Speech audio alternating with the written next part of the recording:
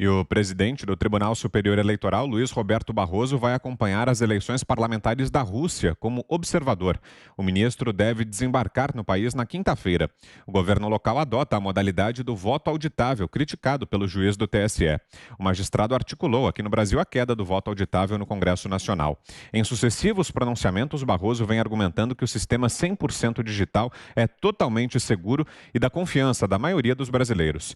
Depois de verificar o pleito estrangeiro, Barroso também vai cumprir a agenda bilateral, que inclui encontros com integrantes do governo russo, além de reuniões com analistas políticos e com membros do alto escalão da CCE, órgão encarregado de organizar e conduzir as eleições na esfera federal. Guilherme Fiuza, começo essa com você, Fiuza.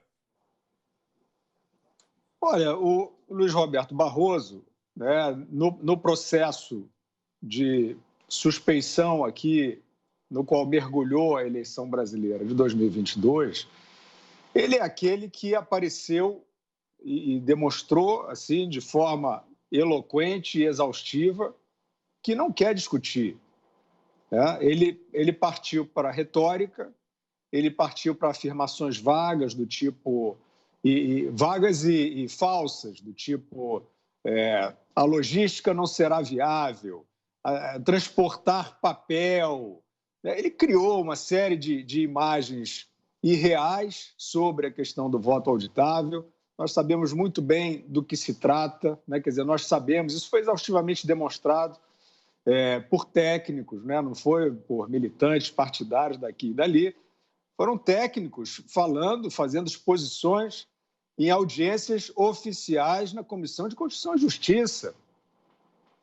Quem não quis, quem não, né, quer dizer, quem não quer ver o assunto, quem não quer pensar sobre o assunto, preferiu nem saber o que disseram esses técnicos, porque os que acompanharam viram que o sistema é vulnerável, ponto final. E esse ministro Luiz Roberto Barroso, ele respondeu a isso o tempo todo com discurso, com retórica, com campanha, tentando estigmatizar o governo, tentando dizer que isso era um negacionismo, um terraplanismo, que a vida ia piorar, contratando até militante, contratando ou convidando, não me interessa, até militante partidário, simpatizante de PT, para fazer campanha sobre segurança, né, de eleições. E para piorar isso tudo, o ministro Luiz Roberto Barroso liderou uma ofensiva sobre o outro poder, que é o Congresso Nacional, para operar, para induzir os partidos políticos a fazerem uma transfusão de membros na comissão especial do voto auditável. E isso aconteceu e a convicção que estava formada, atenção aos que já esqueceram, havia uma maioria nessa comissão favorável à instituição do voto auditável, com aquele comprovante impresso. Todos já entenderam o que é. Apesar do debate, depois dessa interferência do Barroso, do Moraes e de outros, ter passado aí para uma cantilena de que era volta à cédula de papel. Nós vimos isso na votação final, já no plenário, em que houve maioria, mesmo assim não passou, porque era emenda constitucional, mas houve maioria dos parlamentares na Câmara por essa reformulação eleitoral. Nós vimos discursos desse tipo. Voltar para a cédula de papel, que isso era um retrocesso, ou seja, uma aposta na ignorância, uma aposta na enganação. E esse ministro Luiz Roberto Barroso, ele é padrinho dessa campanha de desinformação. E ele foi ao Congresso Nacional, não sabemos direito o teor do que ele disse aos líderes partidários, mas eficácia ele obteve, porque ele mudou o comportamento dos parlamentares, os partidos mudaram integrantes de comissão que já tinham uma determinada convicção a favor do voto auditável para ficar contra. Então, essa é a credibilidade desse personagem em relação a uma eleição que é suspeita, principalmente porque essa mesma corte, a qual ele pertence, presidente do TSE, mas integrante do STF, foi aquela que reabilitou um ladrão condenado, o maior ladrão da política brasileira, chamado Lula da Silva, para esta mesma eleição. a eleição brasileira sob suspeita. Vamos ver o que ele acha lá da Rússia, porque a eleição dos Estados Unidos da América, que foram eleições que estão até hoje em disputa em vários estados, eleições absolutamente conturbadas, repleta de indícios de fraude, ele foi lá ver também, e no primeiro dia ele já estava dizendo que foi tudo bem, que a eleição dos Estados Unidos, que elegeu o fenomenal Joe Biden, foi uma eleição bacana, perfeita. Esse é o compromisso que ele tem com a boa averiguação dos fatos. Vamos ver o que ele volta dizendo lá da Rússia. Diga, Zé. O presidente do TSE, o ministro Barroso, foi aos Estados Unidos, né, nesta última eleição, e deve ter voltado mesmo triste com o que aconteceu nos Estados Unidos em termos de votos, né? Se eu fosse americano, neste momento eu estaria pedindo, pelo amor de Deus, urnas eletrônicas, que aquilo ali que aconteceu nos Estados Unidos de insegurança é um monumento, né? Como não se deve fazer eleições, né? Preciso modernizar com urgência, não unificar, que eu acho muito difícil, e a Constituição americana não permite uma legislação nacional que possa unificar todas as eleições. E ele voltou dos Estados Unidos com mais firmeza ainda no voto eletrônico. Mas essa não é uma defesa só do presidente do TSE, até porque ele não vai presidir as eleições de 2022, né? Será o Alexandre de Moraes o presidente. O que há no Brasil de estranho mesmo é esse tamanho que tomou a Justiça Eleitoral, o TSE. Tanto em tamanho físico, né? Uma nave, um prédio inteiro com grandes plenários, corredores longínquos que fazem as pessoas se perderem dentro do próprio tribunal. Sem medo de errar, o Tribunal Superior Eleitoral tem uma sede muito maior que a sede do Congresso Nacional e muito maior do que o Palácio do Planalto. Para se ter uma ideia, aqui tem uma cidade aqui de tribunais superiores. Essa força do TSE é que assusta e muito. Eles fazem leis através de normas e a legislação brasileira permite. Uma resposta a uma consulta é, na verdade, uma lei, né? Uma norma. O atual código, o Código Eleitoral, que está em votação no Congresso Nacional, ele vai estabelecer de que o Tribunal Superior Eleitoral pode continuar a definir as normas, mas não pode ir contra as leis aprovadas pelo Congresso Nacional. E mais, irá acrescentar a possibilidade do Congresso Nacional derrubar uma norma que os deputados e senadores entendam como além da lei. Voltando aqui a essa ida do ministro Barroso à Rússia, né? É bom mesmo que veja as eleições em outros países e entenda que a eleição é uma conjuntura e é fruto de uma decisão cultural. É uma decisão cultural. Alguns países e alguns estados em vários países utilizam métodos de votação arcaicos, antigos, porque decidiram assim. Uma eleição é como a tal mulher do César, né? Ela tem que parecer honesta e ser honesta. Agora, parecer, em termos de eleição, é importante, porque a democracia ela só se consolida quando os dois lados acertam, o que perde e o que ganha. Aqui no Brasil, o que perdeu aceitou e o que ganhou não aceita, mas tem que convencer os dois lados. Então, esse debate de voto impresso já passou legalmente. Mas eu te digo uma coisa aqui. O presidente Jair Bolsonaro, ele apostou no voto impresso e teve uma vitória, porque a partir desse debate é que o Tribunal Superior Eleitoral agora está sendo visto por uma lupa, há um cuidado permanente, inclusive dos partidos políticos, que recebem dinheiro para fiscalizar através do fundo eleitoral e do fundo partidário, e criou também uma comissão para investigar exatamente e com a participação de deputados e senadores para acompanhar o processo eleitoral. E mais, a partir de agora, os partidos terão acesso, e Ministério Público, e Polícia Federal, e até o Exército, né? Eles terão acesso a mecanismos da campanha eleitoral, do processo eleitoral, da votação, que antes não tinham. O TSE está tão grande que ele planeja, legisla através de portarias, é assim mesmo, é a regulamentação, e depois executa, né? E depois julga as eleições. É muito poder mesmo, né? Já com a gente aqui, Augusto Nunes. Augusto, falávamos aqui inicialmente sobre essa decisão de hoje do ministro Luiz Felipe Salomão sobre se os atos de 7 de setembro, para investigar se os atos de 7 de setembro configuram campanha eleitoral antecipada, e também essa viagem aí do ministro Barroso, presidente do TSE, que vai à Rússia para acompanhar as eleições legislativas. Boa noite, Augusto. Boa noite, grande Vitor. Boa noite, minha parceira querida Ana Paula, meu compadre Zé, meu irmão Guilherme.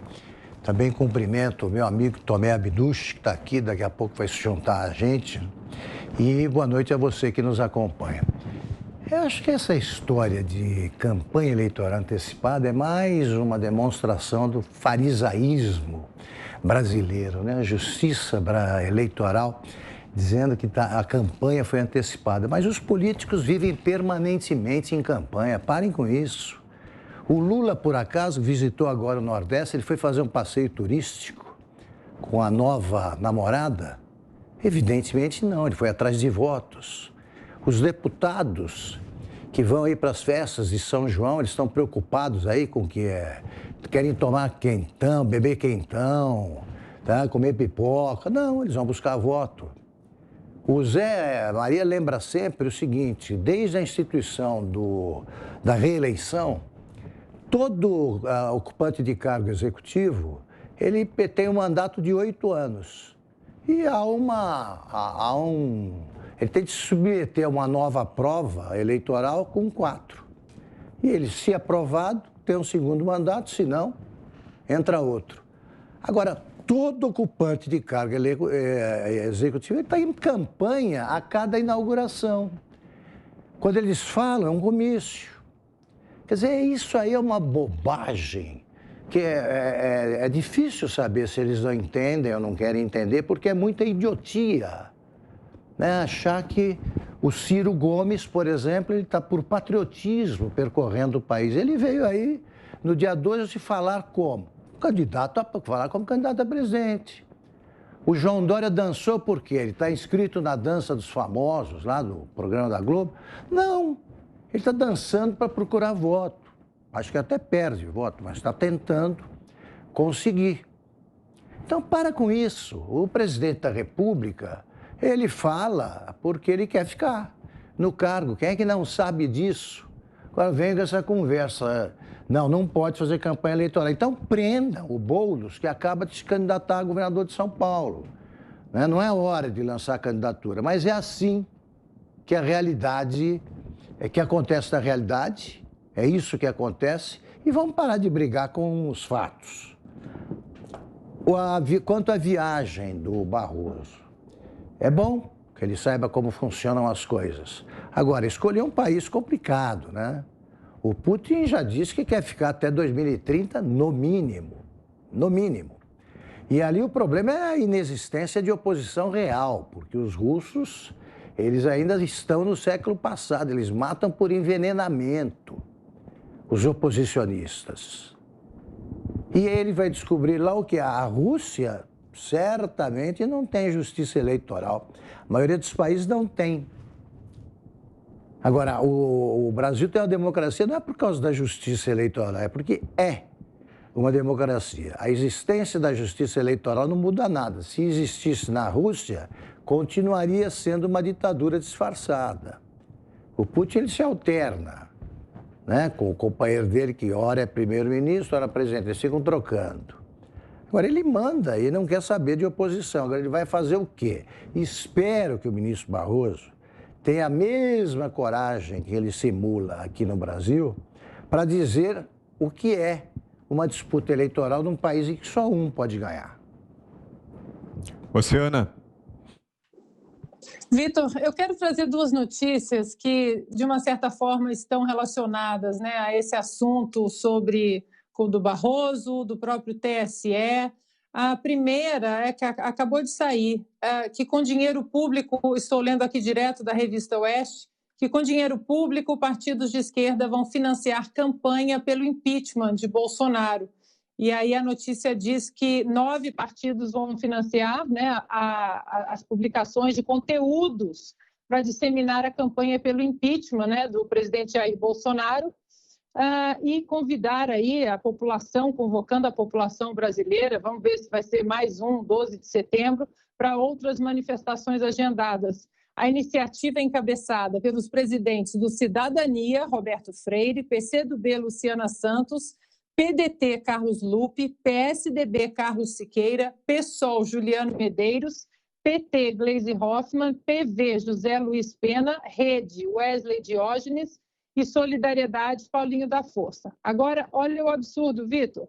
Os recursos para financiar essa campanha são oriundos das fundações partidárias, obviamente, instituições financiadas, sobretudo, por recursos do fundo partidário. Sim, dinheiro dos pagadores de impostos usado para manter aí essas legendas. Só no ano passado, Vitor, as fundações receberam 188 milhões de reais em financiamento público ano passado, né? O ano aí crítico da pandemia. E a outra notícia rápida para finalizar meu comentário é que o presidente do Supremo Tribunal Federal, aí, o ministro Luiz Fux, ele afirmou por uma videoconferência, participando de um seminário aí hoje, né, por videoconferência, que o judiciário do país não participa de pactos, nem faz acordos com outros poderes da República. Até parece, né, Vitor, que os senadores e os ministros do STF, eles não têm aí os seus acordos, eu não mexo com você e você também não mexe comigo. E aí ele disse que o judiciário não tem dinheiro, não tem exército, acredite se quiser nessa parte, Vitor, e vive da confiança legítima do povo, da legitimidade ética e democrática de suas decisões. Ministro Fux, eu tenho péssimas notícias, porque o povo, o judiciário que vive da confiança legítima do povo, o povo não confia mais no STF, Fux, Barroso, não confia mais. Os senhores precisam resgatar essa confiança, porque o STF é uma instituição importantíssima para o Brasil e o povo nas ruas no 7 de setembro, o povo demanda exatamente que os senhores não sujem o que o STF significa institucionalmente para o Brasil. Uma instituição séria e constitucional, uma corte constitucional e não política como ela vem sendo.